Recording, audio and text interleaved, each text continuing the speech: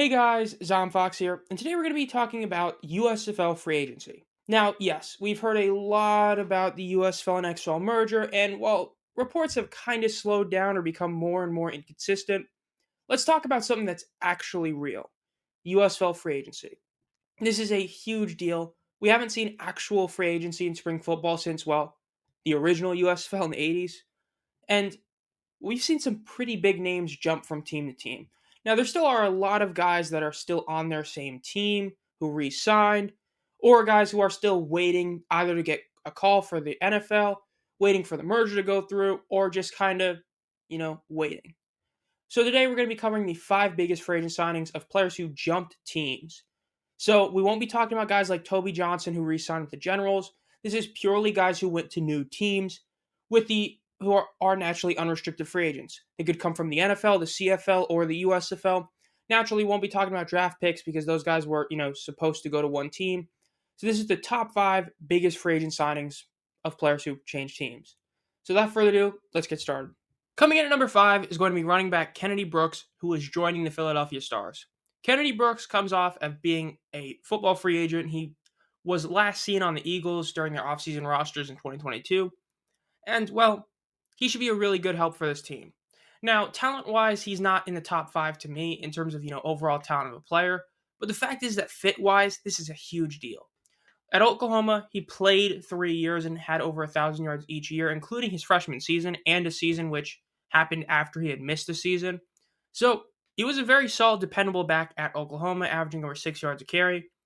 And the Stars need this. The Stars' biggest weakness, aside from their offensive line, was their running game. The running game wasn't necessarily great in 22, but in 23, it just fell off a cliff. Under 80 yards per game was by far the worst in the league.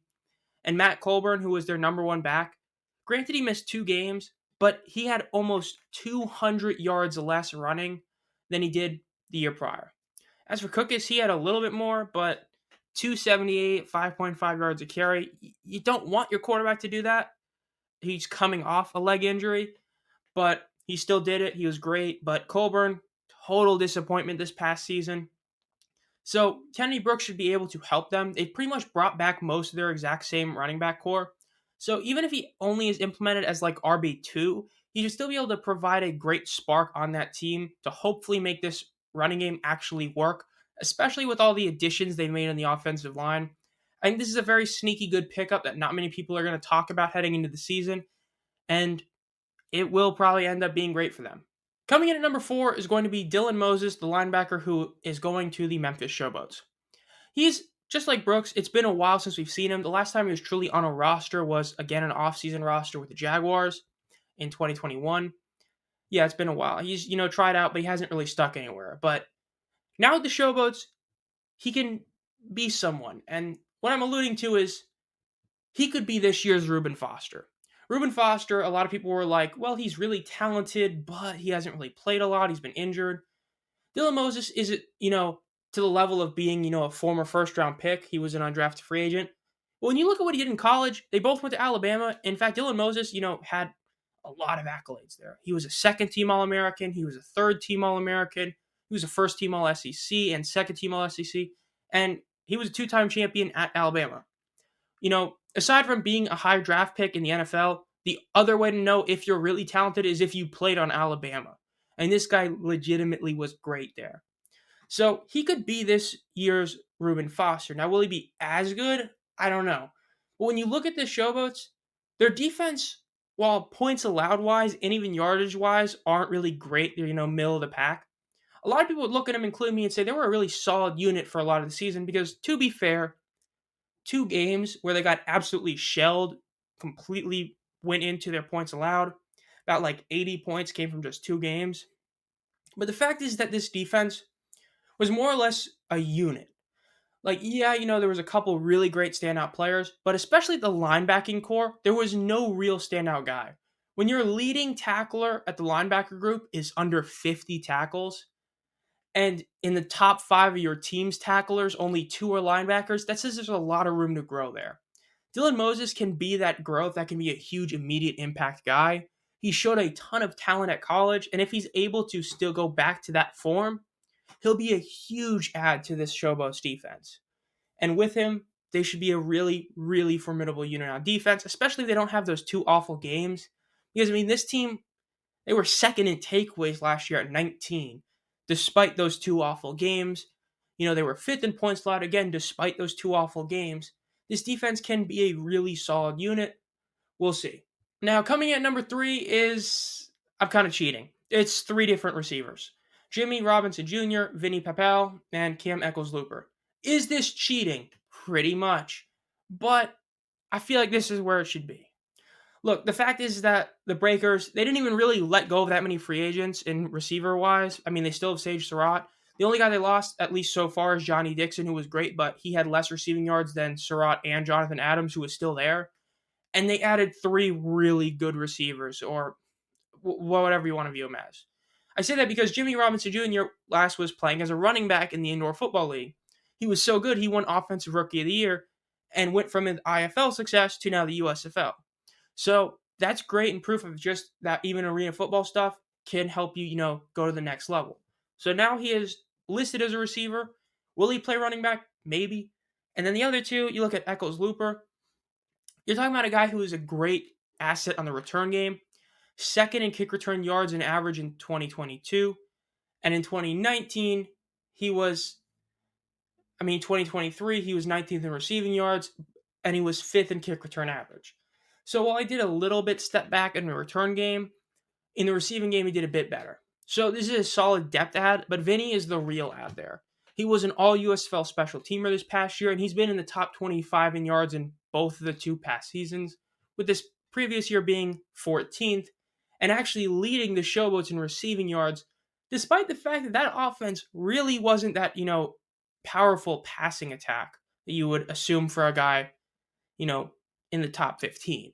So, very solid ads. I don't look at any of these and say this is a huge ad by itself, except for Vinny. That's a really big one. When you combine them, you get this idea that I did, mention on Instagram. The Breakers are really trying to do everything they can to beat the Stallions. They really are. They're getting like everything they can get, and this is the ultimate proof of they're going for it. 3 separate receivers because they don't know what's going to happen at quarterback. Is Glass going to be the guy? Probably. We'll see. Now, coming in at number 2 is going to be Trey Williams, running back, formerly the Generals, now on the Pittsburgh Maulers. Really, really good ad. Look, this is one of those where it's I don't know how the best way to put it is. The fact is that this is a really great ad. Trey Williams in 2022 was one of the best running backs. While he was splitting time with Darius Victor, he ended up being the 2nd leading rusher in the league, and he had the most attempts without a fumble. In fact, across the past 2 years, he's only fumbled twice, and he's had 2 touchdowns each year. And in fact, in this past season, among guys with at least 100 rushing yards, he was the leader in yards per rush for running backs, and he was 3rd in the entire league when you include quarterbacks. So, very, very solid guy, even this past season. It's just that there was a lot of issues with coaching. We saw the tweets he said. It's just, he only played in 6 games. It feels like it wasn't his performance. It was more so of a dispute with coaching. When your yards per attempt go up by a yard, granted he had only 1/3 of the attempts, it was a behind-the-scenes thing. And the fact is his very limited amount of fumbles fits really well with the Maulers, as this past season, they're, as I like to call them, the, Darius Victor, Trey Williams light of Garrett Groshek and Madre London. They didn't have a single fumble this past season. The issue with those 2 is very obvious. Their yards per rush were horrific. Well, Madre wasn't terrible, but Groshek's was.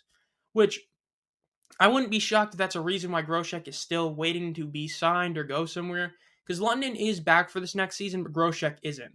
So they could be getting rid of Groshek and in favor of T-Will to go with the other T-Will they have at quarterback, to have this triple threat of Trey Williams, and Madre London. And that would be a good one, because the fact is Groshek's 2.7 yards per rush are horrific, especially since he was getting more carries than London. And yes, he's, more of the big, short yardage type of guy. But even at that type of running back, under 3 yards is just unacceptable. So Trey Williams, I feel like he's going to be a great fit to this team, because aside from the stars, this team had the most to fix on the offensive line. So just like the Stars, this offensive line, the Maulers, is going to be better than it was last year. And we already saw how dominant Troy Williams was on the ground. And this could be very much like the 2022 Generals in a sense of you've got two different great running backs and a quarterback that's insanely great at running the ball. But especially because of how little turnovers they have, it'll be great for this team. So that's why I put them at number 2. It's a great fit. It's a great player. I think that quality of player, this is so far the best to go to a new team in Trey Williams. But because of the fit of the number 1 guy, he only gets 2. Because number 1 is Joe Walker, formerly the Panthers, now being a wide receiver for the Generals. He is the best free agent signing so far when you account everything of what a free agent signing is. Talent-wise, he's definitely up there.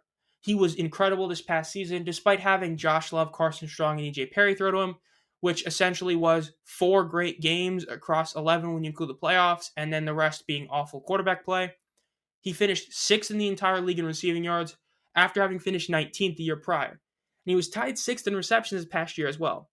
But the reason this is such a big signing and so great and why I have it as number 1, and barring like a Mark Thompson going to the Showboats or something like that, I don't see this one being moved as the best free agent signing because the Generals' number 1 weakness this past year was they didn't have someone to step up in the void of Kevontae Turpin.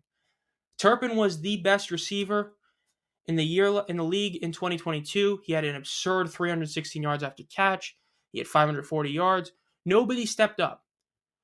Because if I were to ask you who was the leading receiver on this Generals team, nobody would be saying it was Moore. I mean, no offense to him, but no one's going like, yeah, he was awesome. But Joe Walker is going to be a huge upgrade. Granted, DeAndre did take a step back this past season. It's fair to say that when you count all 10 regular season games, the Dakota Prukop, Kyle Lauletta, DeAndre Johnson trio was much better quarterback play overall than Josh Love, Carson Strong, and EJ Perry for the Panthers. So with a worse quarterback group, all in all, Joe Walker was able to have a substantially better year than Moore did. So, and the proof of that is that he did have to step up. Lance Lenore Jr. was the number 1 receiver of the Panthers in 2022. He left and wasn't back in 2023, and Joe Walker stepped up. So he's already fulfilled a role of stepping up for a guy leaving. And him going to the Generals, he's going to be that number 1 receiver that's going to be a huge impact to this Generals team. To where if they're able to bring back DeAndre, and they're able to kind of run it back with Darius Victor now, still there, DeAndre Johnson hopefully coming back, and Joe Walker there, it can be much more like the 2022 Generals team that went 9-1. That's pretty much what this signing is. This is the ultimate fit and talent of any of the signings. This is like if Mark Thompson had gone to the Stars instead of Kennedy Brooks, where it's a huge talent going to a place where he fits in really well. That's what Joe Walker does here. Now the loss of Cam Eccles-Looper as well for the Generals doesn't sting as bad because now you're getting a huge upgrade. And considering the fact that, at least total yardage-wise, Looper wasn't even your number 1 receiver, your number 1 of this past season can now go to number 2, which is going to benefit more by himself because now he's at a better position to go against weaker cornerbacks. It's this symbiotic relationship of why this is such a great signing, why I have it as the best free agent signing so far as of November 15th, 2023. Overall, this has been Zom Fox. If you enjoy this content, make sure to subscribe and hit the bell. You'll be notified as soon as I upload any videos. And as always, have a great night.